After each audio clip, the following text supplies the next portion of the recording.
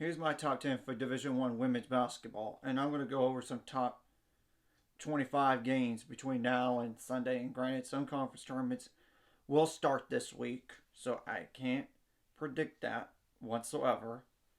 South Carolina has to be number 1. Indiana at 2 is debatable. It is. I mean, they did lose on a game-winning shot to Iowa. Utah has to be up to 3. Maryland 4. Stanford 5. Yeah, the only reason why Utah moved up is because they beat Stanford. Makes sense to me.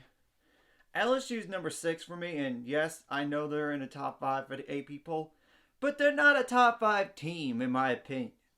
They have yet to play that many quality opponents. How many ranked opponents all year? 2. One of those is on the bubble, according to latest bracketology, which I'm going to go over that latest bracketology once a new one comes out. So just keep an eye out for that.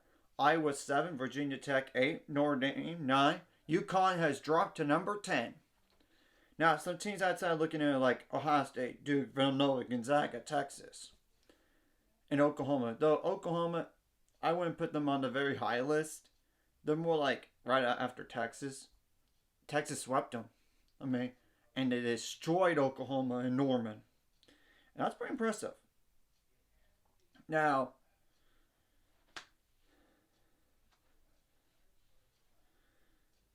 the AP poll came out. South Carolina number 1 with all 28 first place votes. Indiana 2. Utah 3. LSU 4. I don't think they should be as high as they are. And yes, they only have 1 loss to South Carolina. But it was a blowout loss, and look at their strength of schedule. And that's coming from somebody that knows the head coach and a few staff members over there. Play the best, and you'll be the best. I don't buy it. Stanford 6. I know Stanford's not as good this year, but they're still a top 5 team to me. Put LSU outside looking in. Iowa 7. They only dropped 1 spot because they got destroyed by Maryland. Virginia Tech 8. UConn number 9. Notre Dame 10. Villanova 11. Texas 12. I don't know about Texas being that close. Yes, they did destroy Oklahoma, I know. But I think Duke is better. A little bit better. Same thing goes for Ohio State. Because look at Texas's losses.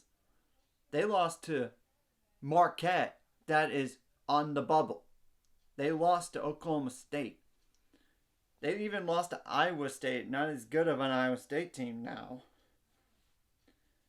And not only that, but Texas Tech also, who is on the bubble. So, they're not invincible. I wouldn't put them as high as 12, but that's just besides me. And I'm not a Texas hater either. I'm being real when I look at this.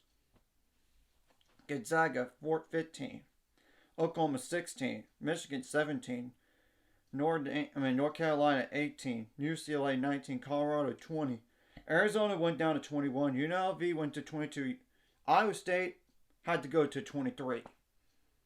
Middle Tennessee State 24, South Florida's 25. And, of course, we know Florida State had to drop in at 25. Same thing goes for Illinois. But receiving vote teams are Creighton with 34, Tennessee with 31, Florida State with 24, Oklahoma State with 18, Florida Gulf Coast with 13, Ole Miss with 13, South Dakota State with 10, USC with 10, Toledo with 10, with 8, Louisville with 8, Illinois with 5, and NC State with just 3.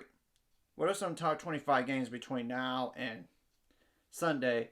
And I'm not going to predict the conference tournaments having top 25 games necessarily. So, nothing today, nothing tomorrow, nothing on Wednesday.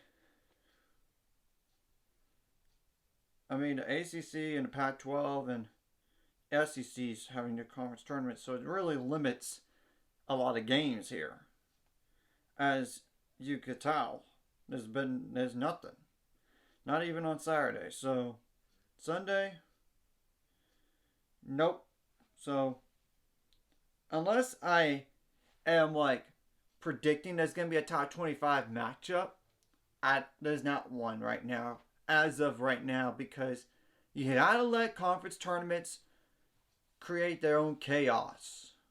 I mean, create their own paths.